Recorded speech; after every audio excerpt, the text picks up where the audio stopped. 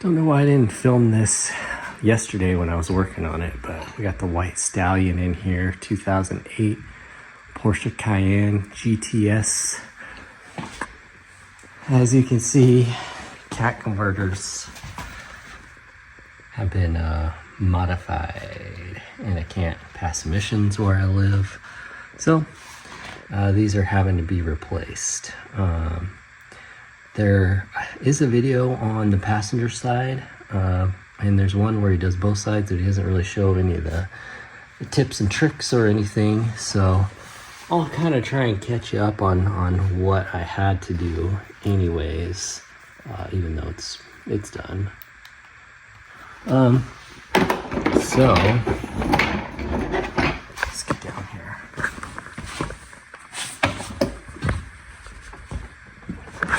Oops.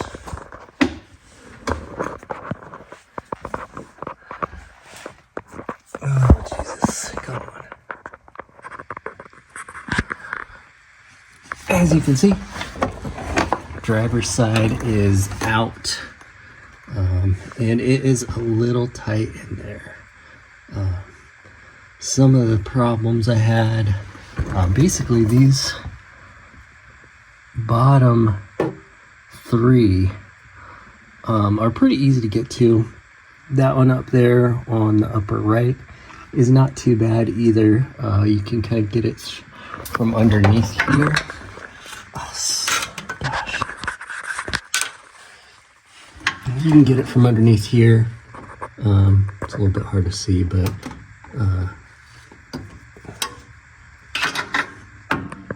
there you go. I used a double ratcheting long wrench, got those ones. The problem is that one right there, that top one, which you can't even see from down here or up above. You see the header is in the way from the top, or the heat shield rather. You actually probably could get to it pretty easily if that heat shield wasn't there, but getting the heat shield off, you see how tight it is there. It's you can't get your hands in between there from the top. There's just too many things. So this top one, what I had to do is I came through here, I fed it in with my left hand, I put my right hand up against there and kind of felt my way around until I found the bolt, and I had to use kind of a crazy setup. I'll show you what I used here in a sec, but basically these double ratcheting box end icon deals have been very helpful on this. I would recommend that. You don't really need them per se, but made it a lot easier. Before I show you kind of the setup that I had to use, because it's going to take me a second to get to it, some things that made it a little bit difficult are these coolant lines, and also there's a bracket that goes on the side of the block that the catalytic converter bolts up to. There's a little bracket on there. Had to get that thing out because there's not enough room in there. And then the other thing had to disconnect. You see the bolts out on that steering rag joint. It's kind of a cool design. It only goes on one way because it's not a splined deal. It's kind of like a pinch bolt. So that made it easy to not get the thing confused. But basically I took that bolt loose, pulled up on the rag joint, and then I was able to kind of fish that thing through there fairly easily. It took me a second to get to that. It took me probably an hour and a half to figure out all the things that needed to come out of the way. I thought I could sneak it through, but I just couldn't, because you see there's a lip on the engine block there as well that was getting in the way. So a couple things that have to come out. Mine, the mid pipe was welded on there, so that had to come off. And then to clear that out, because it's welded, Had to take this transmission cross member out. So there's 2 bolts there on the side, and then there's 2 in this thing here. Make sure you support the transmission or it will fall out, and that will suck. But be right back. I'll kind of show you what the setup was that I used, and then maybe I'll film the passenger side. It actually looks like it's going to be a little bit easier to get to, honestly, from in here. There's a little bit more room in between the frame rail and the engine block, but I think that this drive shaft is going to be in the way. I don't think that's going to fit through there. We'll see. We'll have to watch out for that thing. That's a rusty ass sharp bolt. But anyways, we'll see if I can sneak it out through there, or if I have to take the drive shaft loose. I think I'm probably gonna have to take the drive shaft loose, which we'll see. Anyways, be right back. All right, had to find the pieces because they got scattered. But this is what I used to get the top bolt. This is Icon swivel in 12 millimeter, 1/2 inch. But it's kind of nice because, you know, this thing is not too loose. But basically on a long extension, it's like a, I don't know, 12 inch, 10 inch, and a swivel U-joint on the end of that. Basically I fished this up through the top, kind of blind. I use my left hand to find the bolt on the, you know, on this side of it, basically. And then once I got it on there, this thing was kind of hanging there. And I had to use more extensions on that. And just busted it loose. Thankfully, the bolts were not too tight on mine because these have been removed before. As you can see, they've been modified. But yeah, that was the setup for that. So this is my first time busting these out of the package. They came in clutch for this very hard to reach bolt. Had to mess with a little bit to figure out what to do there. So I think that was the tricky part. The other thing is the O2 sensor is really tough to get to because it's way up high. This you can kind of fish this on there pretty easily. This is a 7/8 or 22 millimeter, just O2 sensor socket, so the wire can go up in there. And then what I did is I have this. Just a second. This one.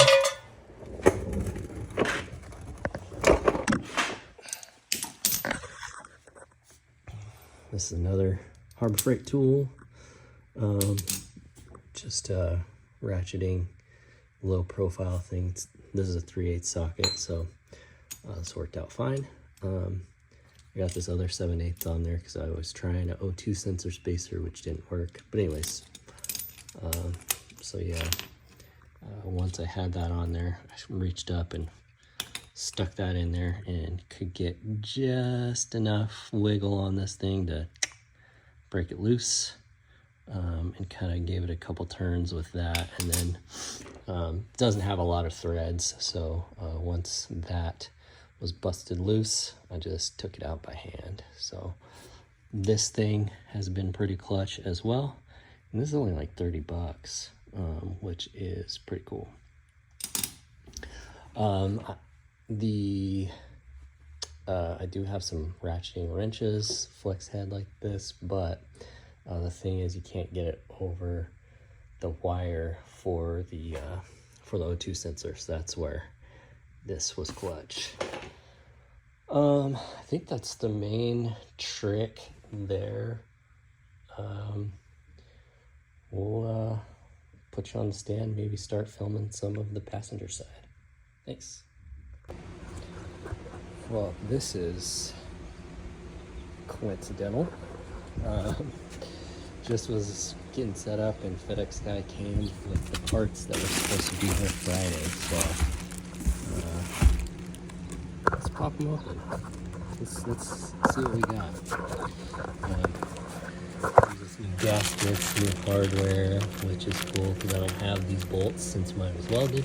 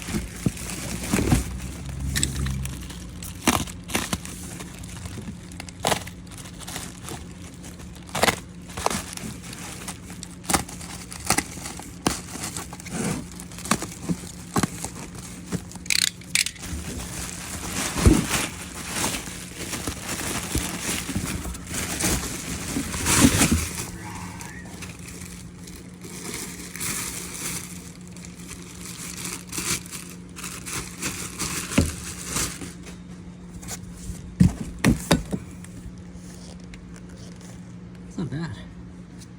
That is not bad looking.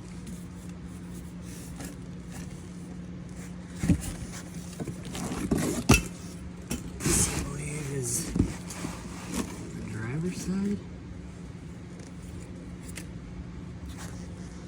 Yeah. So.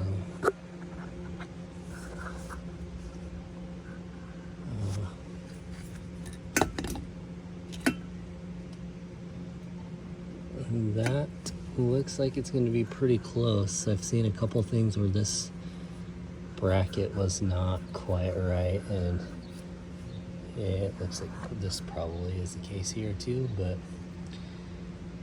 we'll see. The cat body is a little bit smaller around, I think. Yeah, that looks pretty close. Anyways, it's actually got cat material in there, which is good. Hopefully I can pass emissions and get this thing licensed, because I bought it a couple weeks ago and haven't been able to really drive it. I've driven it, but I'm not supposed to. Anyways, that's what those look like.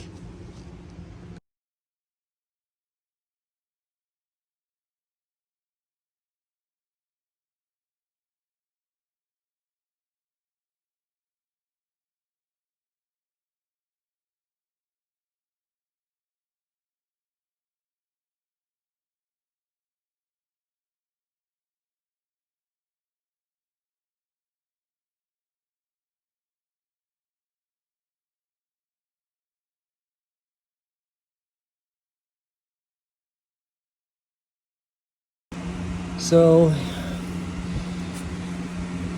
I spoke too soon. Apparently they busted this fucking thing off. So they used a bolt, and instead of using something easy to get to, like a hex head or a regular frickin' bolt, it's an Allen. And it's like really tight in there. You can't fit your hand behind it, from what I can tell. It's a little bit too tight to buzz that off by hand. So this is struggle number one, because fucking why? Anyway, I'll be back. Okay, after like a 3-hour side quest to get this drive shaft out, I'm back. This thing sucks. It's like it gets fused in there. There's not really anywhere to pry against, except for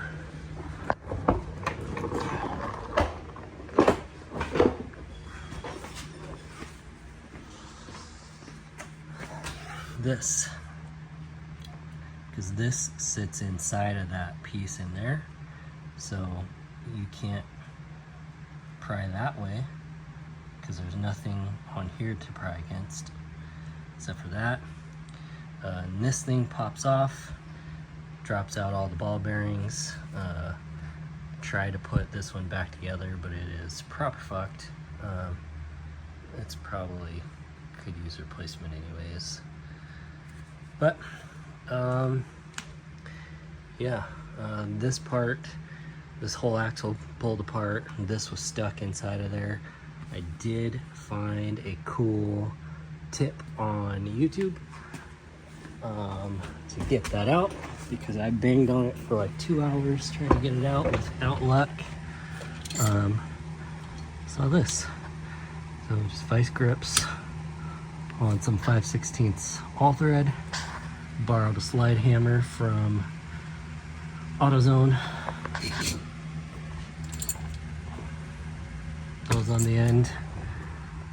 Grip that on there real tight and gave it 2 whacks, and boom, out she came. So thanks to that guy. If I can find it again, maybe I'll put it in the description or something. But yeah, so what a pain in the ass that was. I decided to do that because that bolt up there was completely stuck. I'm wondering if maybe this one didn't come out after all and they did this on the car, because the bolt bottom one was broken. Wondering if maybe they broke that first one and said screw it and left it in the car. But at any rate, this is going to give me some little bit better access to get to it, hopefully. And yeah, I mean, if not, I'm going to cut the damn thing right in front of that tab, and then we'll have all kind of space in there, because this will be gone. So yeah, anyways, that's what I'm going to work on. We'll see you later. Okie doke. Went ahead and put the cross member back in because I gotta get this thing out of the garage while I wait on parts to get. I need to get the mid pipe made, and now I need to order an axle. So hopefully it doesn't set off any codes. I can back this thing up. It is all-wheel drive, so hopefully I can back it up without the drive shaft in there. But we'll see. I wanted to show, this is what I was talking about.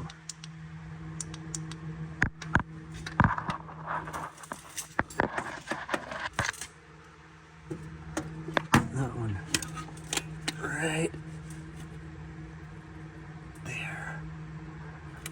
Boy, I had to kind of sneak in through here with a really long stitch, and I'll show you. And you come down through here, and I had a long flex head icon ratchet 3/8 that I was using. How am I going to get that bolt started? That's a good question. We'll have to see. Again, no drive shaft, so we'll see if this thing hates me.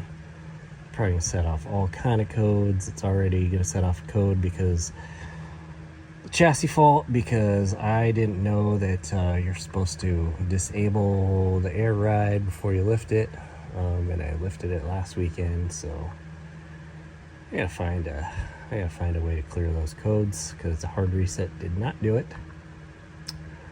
But yeah, that's where we're at. It's been fun. Honestly, all but one of those bolts came out really easy, and even that one wasn't so bad.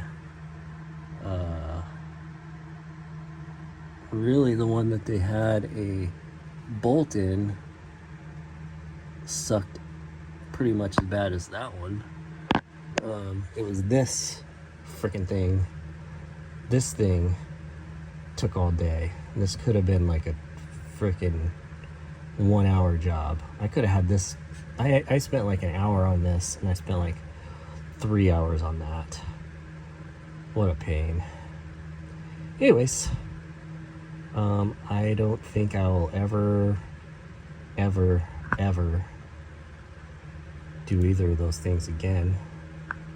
So, should be fun. That's it. See ya. Forgot I told you I'd show you the setup. So we got a long wobble with a short 12 mil. I didn't know this about wobbles. Maybe you guys did, but if you push it all the way, it's not a wobble anymore. Some of them lock in better than this one does. But anyways, so wobble there, so I can kind of jiggle it around. Long extension, U-joint, another long extension, short extension, extra long flex head icon. This thing's pretty dope, honestly. This is the first time I used it. And it, yeah, this came in clutch.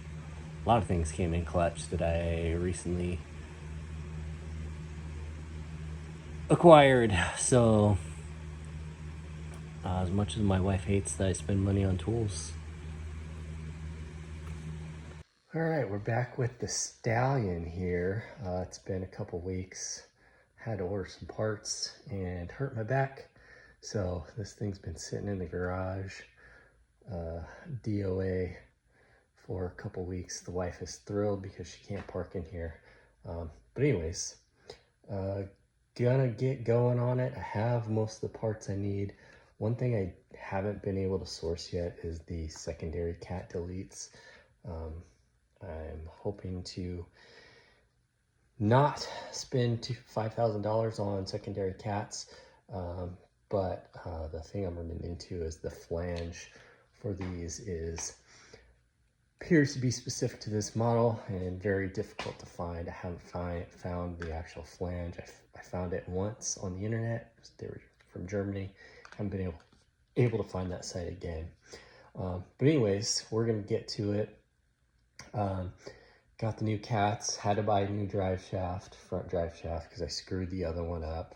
Tip on that, I saw another video where they were doing, they were replacing the front diff, and their trick to getting the front drive shaft out is they used a long barrel air hammer and smacked it a couple good times and it came right out. So spend $150 on the air hammer, or take your chances and possibly spend $150 on the front drive shaft like I did after much headache. Anyways, let me get started with the cats. The threads are a little rusty. I'm gonna clean them up with this guy. I'm gonna need all the help I can get getting those bolts on there, or those nuts on there and started, because half of them you can't see or feel. Just want to make sure that they are as clean as possible. I think I'm going to put some anti-seize on there to hopefully get the nut to stick on there as I'm trying to get it to that first thread started. But we'll get into it and I'll show you what ends up happening. Okay, passenger side is in. The fit is pretty good for this aftermarket thing. I know some people that got the aftermarket ones had this little tab. Didn't line up. Mine was slightly off, like a hair. So tip on that is because I had to take that bracket out to get this thing out the first time. Put that bracket in loosely before you tighten up the cat, because once you tighten it up, it's a little bit harder to move this thing around to kind of finagle that last 1/4 inch in there. But I think fits good. Hopefully, you know, it's right up against here, but I think that's kind of how it has to be because of the drive shaft. We'll see how that fits once we get the drive shaft in. But other thing I would suggest is that the O2 sensor you see right there, anyways, it's right where my light is, right there. It's a little bit tough to get the wrench on there because of whatever that pipe is above it. So the other thing I would suggest is put the O2 sensor in. You see that pipe there? Put the O2 sensor in before you tighten the cat up again. There's plenty of slack in that wire, so just makes it a little bit easier on you. But yeah, thing is in. It's not the worst thing I've had to do. It does suck, but the other thing, and I'll tell you what I did. Yep, right there. So because that stud was broken off and they had that Allen bolt in there, what I did is I got some long needle nose pliers and I jammed it on the bolt, and I was able to kind of brace it up against this lower control arm and hold it tight while I sucked that nut down. So yeah, it's all in there on this side. I want to put the drive shaft in. I think that's going to be a real pain in the ass, but we'll see. Okay, I'm not going to turn this into a review of the creeper, but it does suck. All the bottom lines just fell out on these middle casters. These ones are still okay. I don't know why the middle ones. Both sides just completely gone. So yeah, I haven't hardly used it, honestly. So anyway, that's junk. I'm gonna slide my old ass under here, pick up the creeper. I'll show you what we got. So yeah, drive shaft is in. I had to replace it. This one's balanced differently. Obviously, I couldn't put it in the same way the other one came out. So we'll see. We'll see how that feels, but it's in there.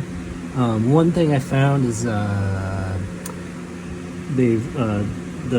tutorials I've seen said you need somebody to press on the brakes. You don't really. All you really need is 2 M12 triple squares. Since you need to tighten them both on either end. Basically, I just put one in this end, one in this end, and I turned them the opposite way. And yeah, I kept the shaft from spinning. What you do need to do, because you can't get the ones in the top, if this is in gear, you will not be able to turn this. You'll be able to turn it like maybe a quarter turn at most, and then it'll stop. So you got to put it in neutral, spin it around, and then you can get to the other ones. But yeah, that side's in. This side is in. This side was fairly easy to get in. I didn't have to take the rag joint loose. It's actually, the cat is just slightly different dimensions. But one thing I had to do, oops. You see the mark on that bracket.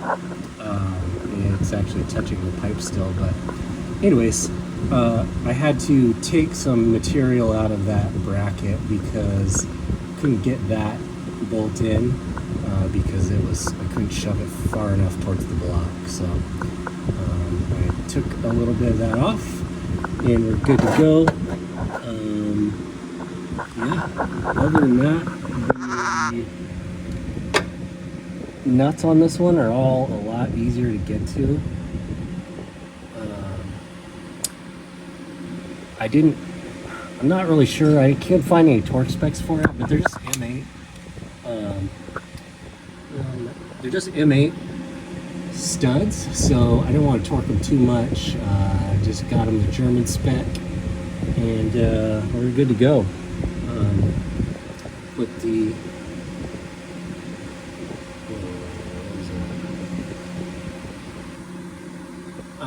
put the heat shield back on the steering rack. Everything is good to go. That's done. This is back up. Obviously the mid pipe is missing, but yeah, I'm ready to back this thing out. I better move that chair before I do it because I'm gonna run over that. But we'll let this bad boy down and we'll see how it goes. You gotta hear it.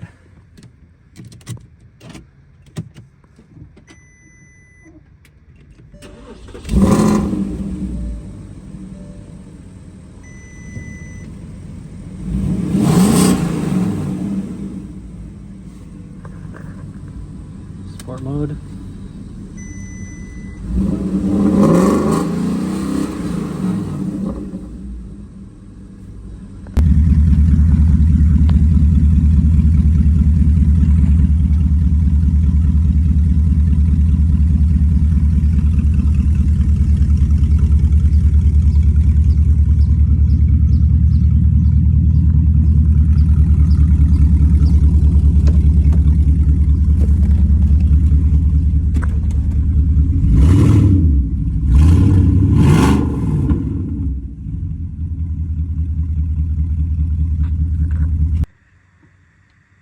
So I got the mid pipes, whoops, got the mid pipes done, so I wanted to show you guys what it sounds like and show you what it looks like.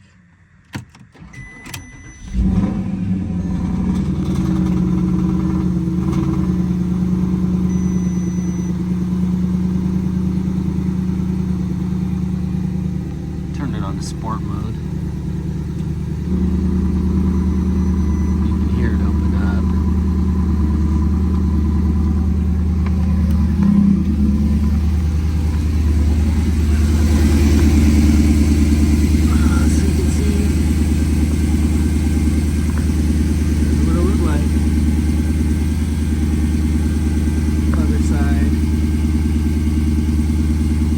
Pretty nice, honestly.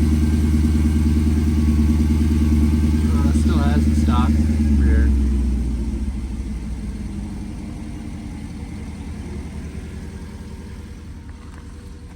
Hear what it sounds like when the idle cools out.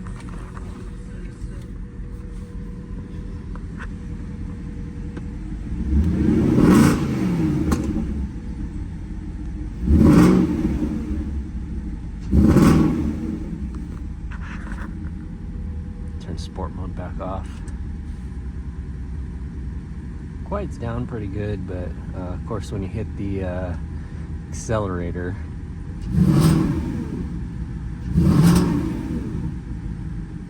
not bad.